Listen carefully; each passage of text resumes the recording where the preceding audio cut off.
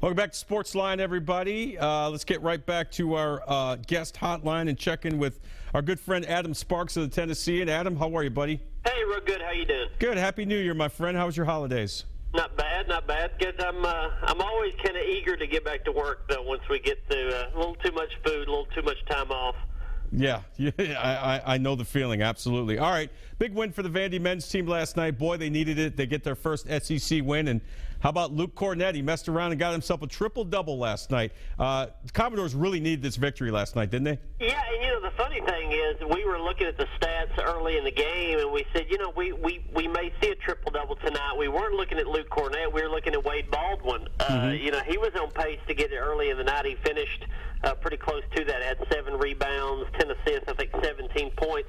Cornett's kind of snuck up on us. I mean, he had 7 blocks in the first half, and you thought, okay, well, that's going to be it. I don't see anybody getting to double-digit blocks, but ends up with the 10 blocks, ends up with a triple-double. They needed the win no matter how they were going to get it, but to have it kind of in that way, in impressive fashion, and a historic night individually for Luke, but also the way that they shot it. I mean, they came out shooting nearly 80% from the field in a little less than the first half and made their first 6 threes. Like I said, a win would have been a win no matter what, but the fact that they came out and looked like what we thought they would look like much of the season at least gives, I think, the fan base a little hope that this thing can maybe get back on track. Yeah, of course, Vanderbilt winning at home last night over Auburn, the game we're speaking of.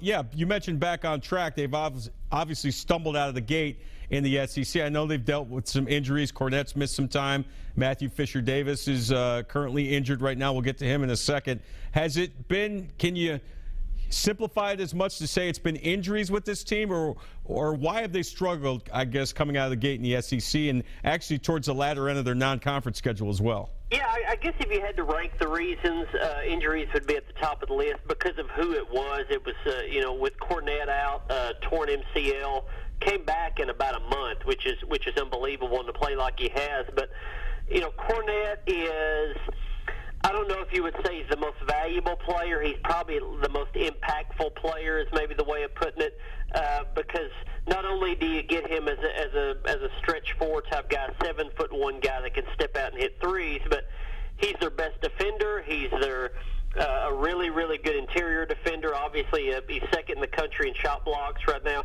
but he helps kind of everybody. And so when he was out, Damian Jones had to suddenly always guard the best big man on the opposite team. Damian Jones had to be the guy that would take a whole lot more shots in the paint. Damian Jones is the guy that got all the attention from the opposing defense. So Cornett out was the biggest reason they struggled. But, they had a tough schedule. They had a tough non-conference schedule. That I don't think that's an excuse. There's some of those games that they had enough talent to win with or without Cornett, but they were set up for kind of a tough go either way.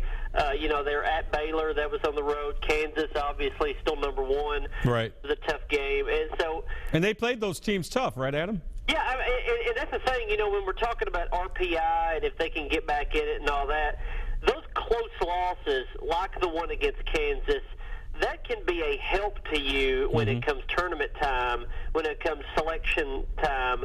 Those can be a help to you if you've pulled out a couple of them. If you've won a couple, then you can say, hey, we won these, and we also played really well in these others. But if you don't get any of those quality wins, those close losses do you no good at all. So they're going to have to get a couple quality wins in here to then say, also look at a resume, we played really well against these other teams. Adam Sparks covers Vanderbilt athletics for the Tennessean. He joins us here on SportsLine.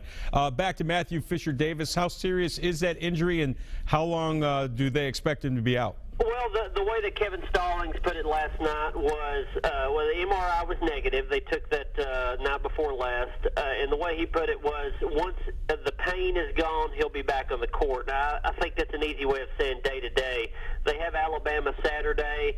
I think there's a chance you could see him suit up but not play in that game. He may go out and give it a couple 3 minutes and see how it goes. He's such a good shooter that he's the type that could go out, put up a couple of threes, and that's all the impact they would need from him in that game. But the good news is the MRI was negative on his injured left foot, and so there's not going to be any significant time. They've got to run a pretty tough top 35, top 40 RPI games after that, Florida and Texas, and at Kentucky. That's when they're really going to need a healthy Fisher Davis.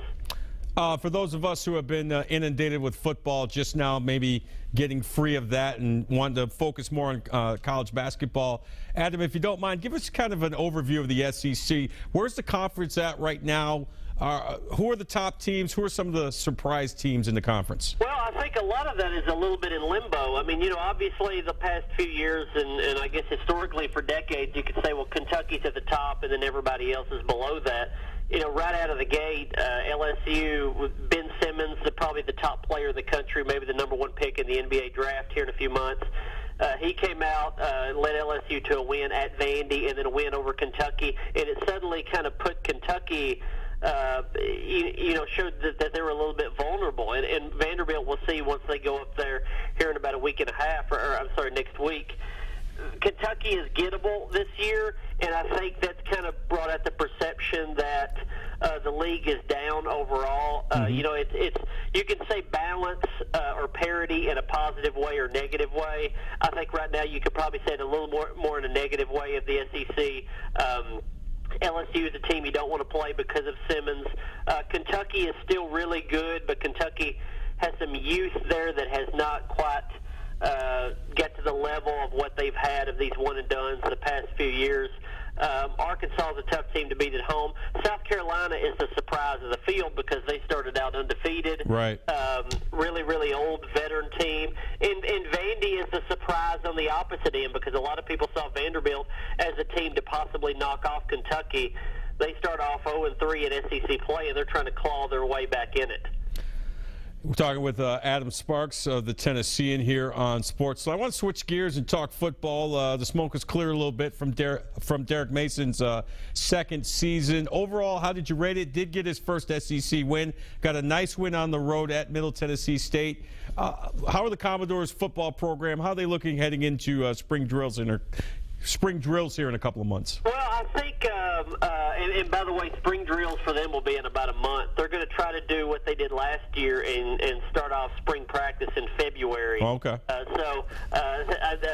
fine with that. That's not exactly spring practice. That's winter practice, right. But go with it anyway. Sure. I would give it a good enough, I guess, by the time, the way you're grading it. I think everything that what people wanted to see, the bare minimum of this past season, was just show some progress, and especially, probably even more importantly, some direction. And the direction was that they got really good on defense. You can feel good about the personnel and Derek Mason running the defense moving forward. And by the end of the year, you at least had an answer to the question that's loomed for 2 years: who's Vanderbilt's quarterback? Moving forward, that's Kyle Shermer. Started the second half of the season as a true freshman. A lot of people will know his name because of his dad, Pat Shermer, who's a longtime NFL coach with the Eagles and the Browns and elsewhere. He's a guy they feel good about going forward with. I think the next step in that is to try to find some pieces to put around him. Shermer showed he's got a really good arm. He's a smart kid. He knows the offense. He can pitch it downfield, but do they have any wide receivers, anybody that can stretch the field, so to speak, that can take advantage of that? I think that's kind of the next thing on their checklist, is to try to use his arm to their advantage. I think late at the end of last season, you saw it was kind of there was some potential there, but they still don't quite have the playmakers to take that next step on the offensive side. Adam, we appreciate all the knowledge. You can follow Adam on Twitter at Adam Sparks. That's easy enough to remember. Appreciate it. I'm sure we'll be talking some Vandy baseball here in just a few short weeks as well. Sounds good. Have a good one. Thanks, Adam. All right, Adam Sparks of the Tennessean, kind enough to join us, talking a little bit of Vandy athletics. When we come back, we're going to hear from some of the heroes of last night's men's basketball victory over Auburn, and a lot more, plus your phone calls. Stay with us here on SportsLine.